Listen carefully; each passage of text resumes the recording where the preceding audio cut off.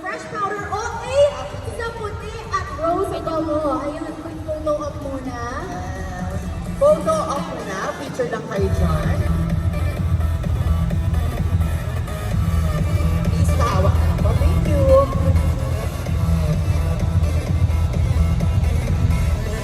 Ayan, maraming salamat sa inyo. Thank you. Ayan, ganon. Thank you so much. Thank you so much, guys. Enjoy ko yun. Ako, medyo nangangalay na ako doon. Pasensya ka na ha. Ano na ako din? Pero na-happy ako doon ng bongga. And ibang klase. Talagang alam mo, kaya naman pala nagtitake ng time din si ate.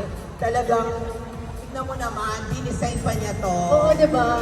Tsaka baka nakalimutan nila yung ano mo, yung mechanics ng game. Oo. Mabilisan na meron tayong 2 minutes lang, parang kumakalma sila. Yes, guys. Pabilisan dapat. Tapos yung first two namin, medyo taking their time. Oo, yung parang, hanggang mamaya pa ako dito, ilalaban ko na lang. Oo, diba? Hindi pwedeng ganon, may oras tayo. Pero congratulations, of course, Yes, congratulations. sa mga sa nanalo natin. And ako, sobrang na-enjoy ko yon. And speaking of na-enjoy, eto na, from a fun game, fun performance din naman ang hinanda ng ating next performers. Eto naman, para naman ito sa mga diwata. Yes, eto na, Araneta. Magpalakpakan tayo para sa P-pop group na 1621! Diba, from Philippine Arena, nag-frontier din sila. Ngayon naman, Araneta na sila.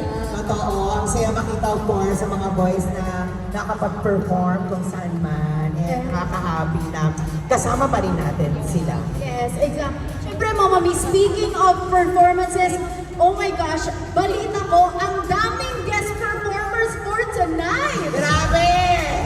Okay, gusto kong malaman, sino dito ang mga jowas ng K-pop Joe?